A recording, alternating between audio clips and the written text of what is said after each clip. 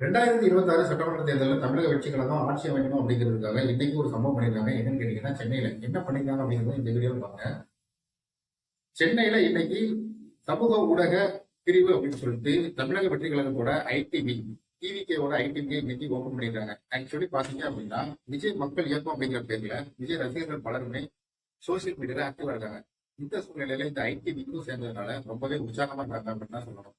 இந்த ஐடி வந்து என்ன பண்ணுவாங்க அப்படின்னு சொல்லி கேட்டீங்க அப்படின்னா, தங்களோட கொள்கை கோட்பாடுகளை மக்கள்கிட்ட சொல்லுவாங்க. அது மட்டும் இல்லாம எதிர்கட்சிகளோட விமர்சனங்களுக்கு கருத்துக்களையும் தங்களோட நிலைப்பாட்டையும் எடுத்து சொல்லுவாங்க. இது மட்டும் இல்லாம தமிழ்நாட்டுல 6,5,00,000 வாக்காளர்கள் இருக்கிறாங்க. இதுல பாத்தீங்க அப்படின்னா 1,19,00,000 வாக்காளர்கள் முதல் முறை வாக்காளர்கள், அதாவது ஃபர்ஸ்ட் டைம் ஓட் போட போறவங்க 18 இருந்து 25 வயசுக்குள்ள இளைஞர்கள்.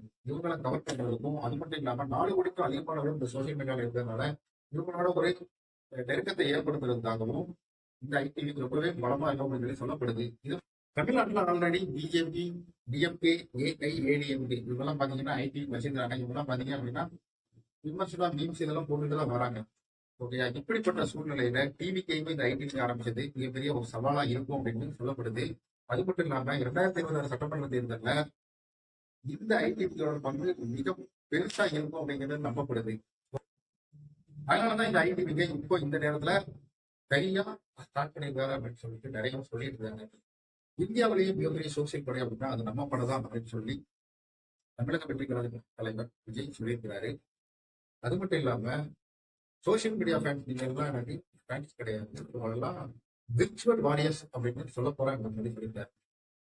தமிழக வெற்றி கழகம் ஐடிவிக்கு கட்சி சார்ந்த பாராட்டுகள், விமர்சனங்கள், நியூஸ்களை மட்டுமே போட்டுட்டு வராம மக்கள் நலன் சார்ந்த திட்டங்கள், மக்கள் நலன் சார்ந்த கொள்கைகள், மக்கள் நலன் சார்ந்த செயல்பாடுகளை பண்ணினா மட்டும்தான் 2026 சட்டமன்ற தேர்தலில் ஆட்சி அமைக்க முடியும் அப்படின்ட்டு தமிழ்நாட்டில் நிறைய சொல்லிட்டு இருந்தாங்க. அதை பார்த்தா இந்த வீடியோ மேக் பண்ணேன். இந்த வீடியோ பிடிச்சிருந்துச்சு அப்படின்னா லைக் பண்ணி ஷேர் பண்ணி சப்ஸ்கிரைப் பண்ணுங்க.